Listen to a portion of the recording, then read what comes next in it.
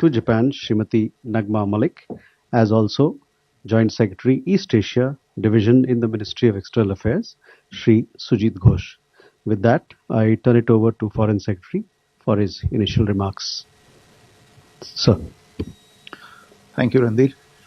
Good evening. Thank you all for joining this press briefing on the ongoing official visit of Prime Minister of Japan, Her Excellency Ms. Sanae Takaichi. You are aware that the Prime Minister arrived in New Delhi yesterday evening on an official visit at the invitation of the Honorable Prime Minister Shri Narendra Modi. This is Prime Minister Takaichi's first ever official visit to India. But the two Prime Ministers have met twice earlier. They were together at the G7 summit in Evian-les-Bains in France just last month, a couple of weeks ago, in fact. And before that, in November 2025 last year, they met on the sidelines of the G20 summit in South Africa in Johannesburg. Prime Minister Takaichi is accompanied by a high-level official delegation and, more importantly, with a very high-powered and very large business delegation, which underscores the importance of the B2B pillar in our relationship.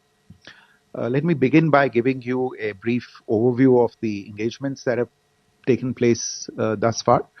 Early this morning, Prime Minister Takaichi was accorded a ceremonial welcome at the forecourt of Rashtrapati Bhavan. Thereafter, the two Prime Ministers held discussions both in the restricted and in the delegation level talks format at Hyderabad House. And during these talks, the leaders reflected on the very strong foundation of our bilateral ties across multiple sectors, including trade and investment, economic security, defense, supply chain resilience, technology, innovation, and people-to-people exchanges. And both leaders acknowledged the role that our special strategic and global partnership plays insofar as peace, prosperity, and stability in the Indo-Pacific and even beyond is concerned.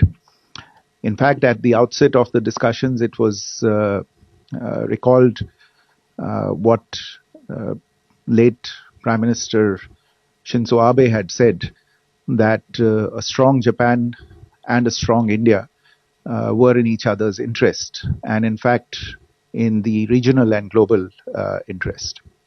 And I think both leaders recognize that this is a relationship of exceptional trust. Some of you might recall that Prime Minister Modi had said while addressing the G7 leaders just recently that trust is the new currency of global partnerships. And that currency of trust, I would say, was visible in abundance in the engagements today. And it is that that allows the two sides to work with each other with a great deal of comfort. Today's engagements have yielded several substantial outcomes, broadly falling under three crucial areas, and I'll take you through them very briefly. These areas are economic security, energy resilience, and technology and innovation. First, on economic security, I think you would all note that in the current geopolitical climate, our two countries cannot but recognize and reaffirm economic security as one of the foundational pillars of our relationship. Also in recognition of the fact that economic security interests are increasingly more and more intertwined with overall national security interests. And during the discussions, it became clear that both leaders were on the same page when it came to recognizing the overlapping nature of the supply chain challenges that they faced and hence the need for making common cause and developing reliable and unstressed supply chains. The Economic Security Declaration that was agreed, and which you may already have seen, it should be on the MEA website in a short while if you haven't seen it. The declaration gives practical guidance to further strengthen project based economic security cooperation.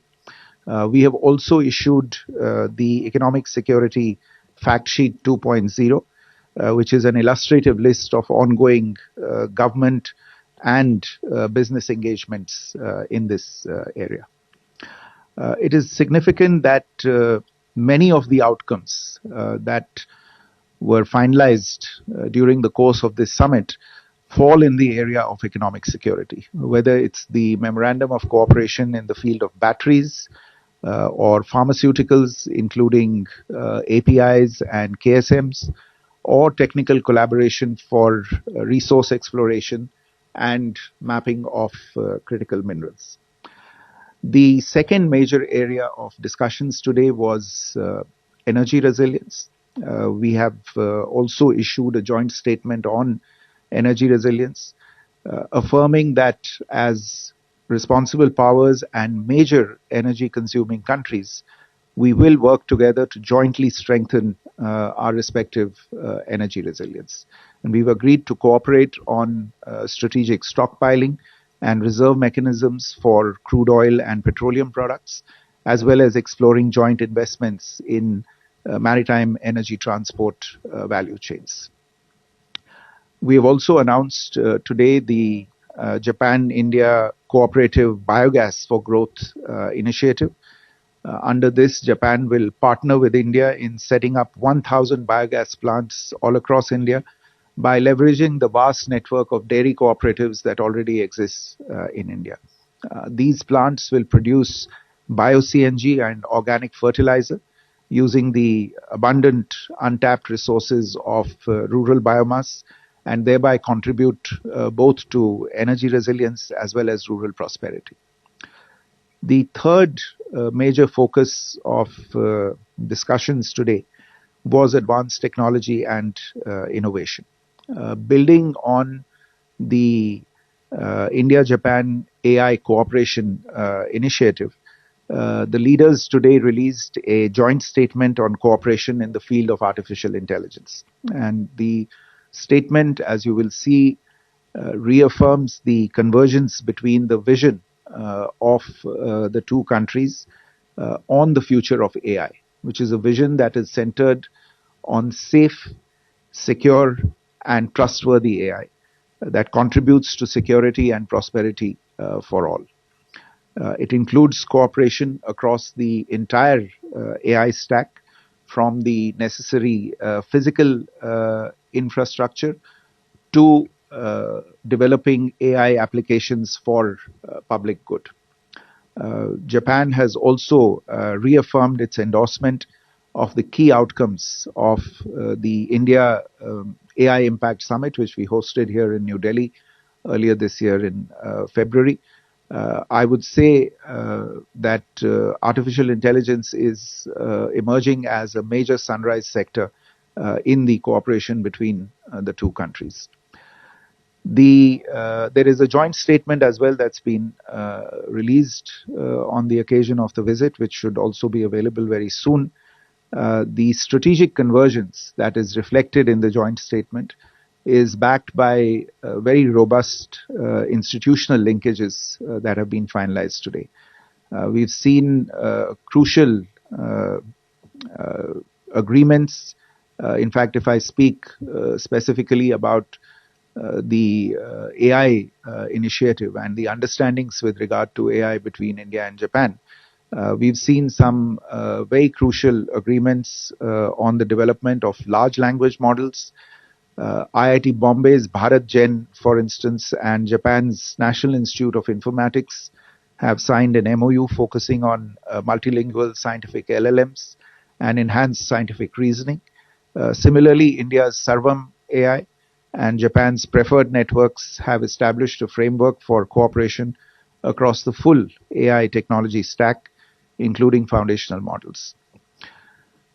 Finally, looking ahead to 2027, which marks the 75th anniversary of the establishment of diplomatic ties between our two countries, the two sides have agreed to a list of commemorative outcomes and events with a strong focus on youth to celebrate this milestone in a befitting manner.